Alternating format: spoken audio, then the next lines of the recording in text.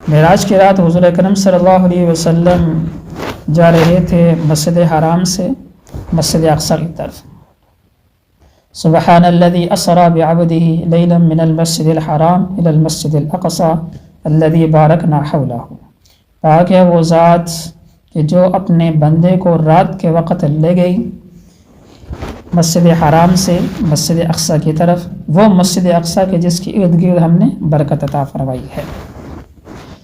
تو حضور اکرم صلی اللہ علیہ وسلم جب رات جا رہے تھے تو راستے کے اندر حضور اکرم صلی اللہ علیہ وسلم کو ایک بہت عمدہ خوشبو محسوس ہوئی۔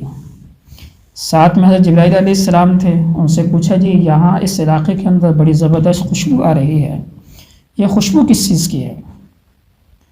تو حضرت جبرائیل علیہ السلام نے فرمایا کہ یہ فرعون کی ایک باندی تھی اور وہ ایمان لے آئی تھی اور فرعون نے اس کو قتل کرا دیا تھا۔ فرعون نے اس سے کہا جی کہ تم موسیٰ کو ماننا شروع کر دیا تم نے، تو یہ بڑی غلط قسم کا آدمی ہے، تم اس کے اوپر اپنے ایمان کو چھوڑ دو۔ اس نے کہا میں نہیں چھوڑ سکتی۔ اس کی 2 بچیاں تھیں، اس نے کہا کہ اگر نہیں چھوڑو گی تو ان دونوں بچیوں کو میں جلا دوں گا۔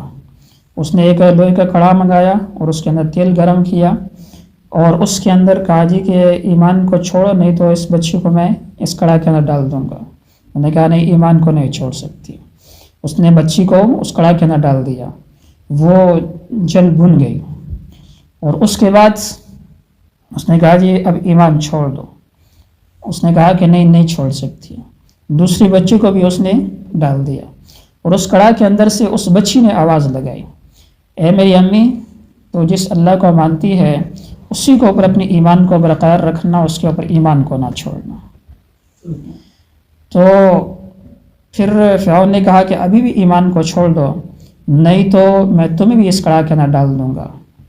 تو اس عورت نے کہا کہ بس اگر تم مجھے ڈالنا چاہتے ہو تو تم مجھے ڈال دو، صرف میری ایک بات کو پورا کر دو۔ کہا جی وہ کیا بات ہے؟ کہا کہ جب ہم تینوں جل کے ختم ہو جائیں تو ہماری جو خاک ہوگی اور ہماری جو بوسیدہ ہڈیاں ہوں گی ان کو ایک ہی جگہ پہ دفن کر دینا۔ تو فرعون نے اس کی ایک وصیت کو پورا کر دیا، ان کو مار کے اور دفن کر دیا۔ تو جبرائیل علیہ السلام نے فرمایا کہ یہاں پہ ان کی ہڈیاں دفن ہے جہاں سے یہ خوشبو آ رہی ہے۔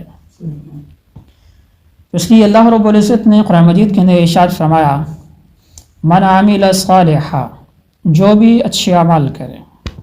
عربی زبان کے اندر یہ جو من کا لفظ ہے، من کا لفظ یہ مذکر کے لیے بھی آتا ہے، مؤنث کے لیے بھی آتا ہے، مردوں عورتوں دونوں کو شامل ہے۔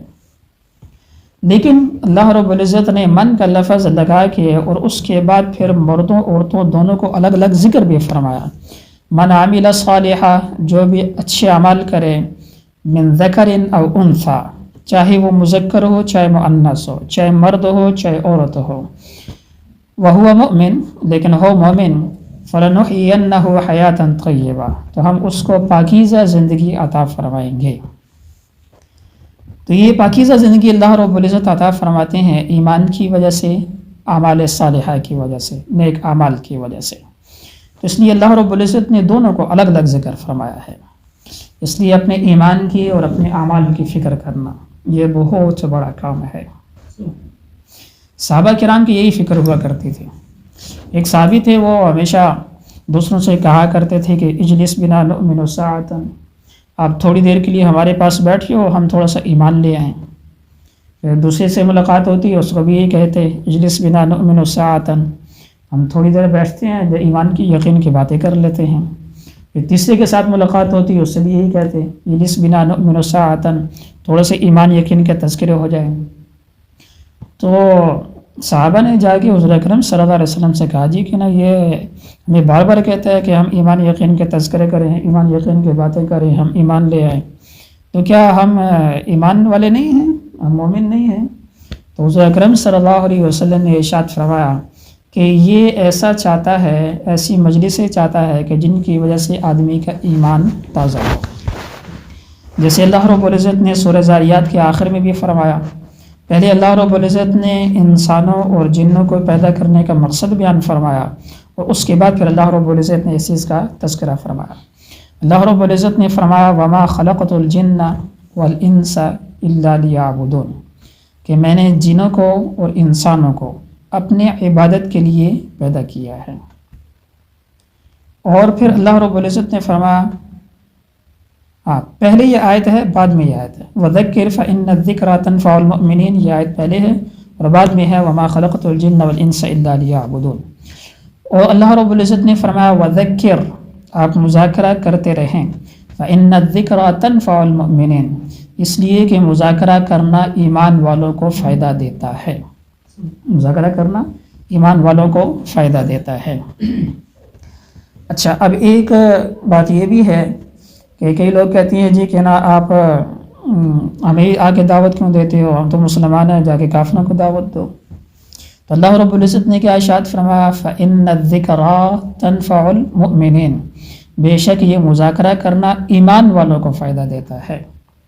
ٹھیک ہے جی، تو مطلب یہ ہے کہ ہر ایک آدمی وہ اپنے ایمان کو بڑھانے کا محتاج ہے۔ ایمان کی 3 قسمیں ہوتی ہیں۔ ایک ایمان وہ ہوتا ہے جو ہمیشہ ایک ہی سطح کے اوپر رہتا ہے، نہ اوپر جاتا ہے نہ نیچے آتا ہے، اور ایک ایمان وہ ہوتا ہے جو ہمیشہ ترقی کرتا رہتا ہے اور اوپر ہی جاتا رہتا ہے، کبھی نیچے نہیں آتا۔ اور ایک ایمان وہ ہوتا ہے جو کبھی اوپر چلا جاتا ہے اور کبھی نیچے آ جاتا ہے، کبھی اس کے اندر تنزل ہوتا ہے، کبھی اس کے اندر ترقی ہوتی ہے۔ تو یہ جو ایمان ہے جو ہمیشہ ایک ہی جگہ کے اوپر رہتا ہے، وہ کون سا ایمان ہے؟ وہ ہے فرشتوں کا ایمان، نہ وہ اوپر جاتا ہے نہ ہی نیچے آتا ہے۔ اور جو ایمان ہمیشہ ترقی کرتا رہتا ہے وہ ہے انبیاء کا ایمان، کہ انبیاء کا ایمان ہمیشہ ترقی ہی کرتا رہتا ہے، ہمیشہ اوپر جاتا رہتا ہے اور کبھی بھی نیچے نہیں آتا۔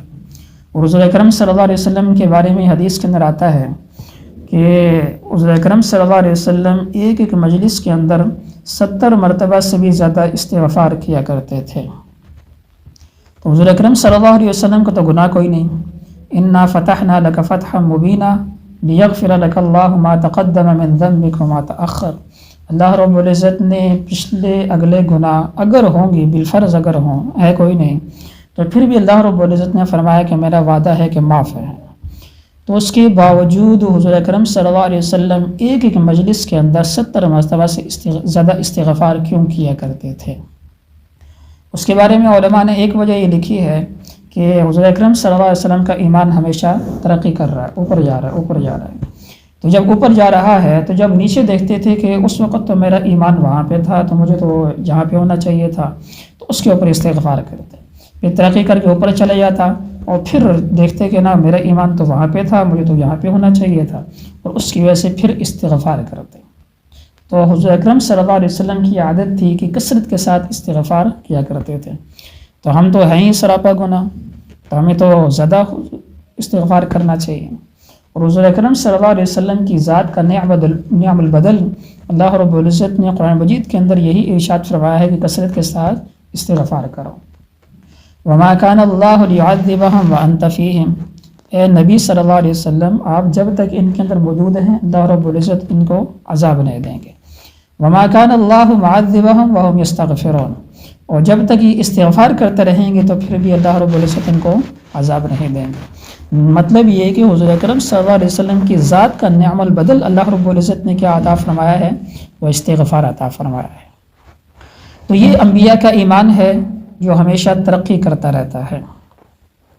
اور تیسری قسم کا ایمان وہ ہے جو کہ کبھی اوپر جاتا ہے کبھی نیچے آتا ہے، وہ ہے عام ایمان والوں کا ایمان، عام مومنین کا ایمان۔ حضرت حنظلہ رضی اللہ تعالیٰ عنہ ایک صحابی ہیں، حضور اکرم صلی اللہ علیہ وسلم کی مجلس میں بیٹھے ہوئے تھے، ایمان و یقین کی باتیں ہو رہی تھیں، جنت جہنم کا تذکرہ چل رہا تھا اور ایمان کافی اوپر گیا ہوا تھا۔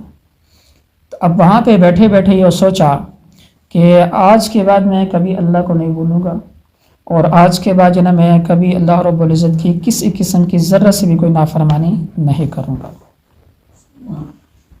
اب وہ مجلس ختم ہوئی، مجلس ختم ہونے کے بعد باہر نکلے، گھر میں چلے گئے، تو بچے پاس آ گئے، بچوں کے ساتھ جو نا وہ کھیل کود شروع ہو گئے، اور پھر جو نا بیوی پاس آ گئی، اس کے ساتھ جو نا گپ شپ شروع ہو گئی۔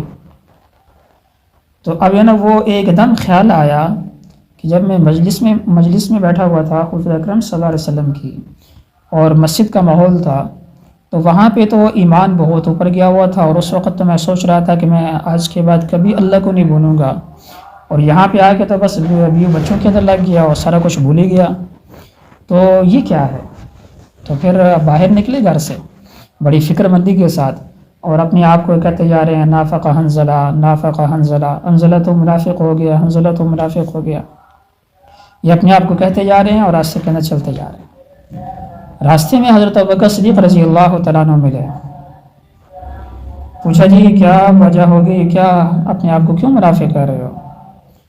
تو کہا جی کہ نا ہم حضور اکرم صلی اللہ علیہ وسلم کی مجلس میں بیٹھے ہوئے تھے، تو وہاں تو ایمان بہت اوپر گیا ہوا تھا، اور ہم سوچ رہے تھے کبھی اللہ کو بھولیں گے ہی نہیں، اور گھر کے اندر گئے تو وہاں پہ اتنا بیوی بچے پاس آ گئے تو سارا کچھ بھول بھال ہی گئے، تو یہ تو منافقت نہیں ہے تو اور کیا ہے؟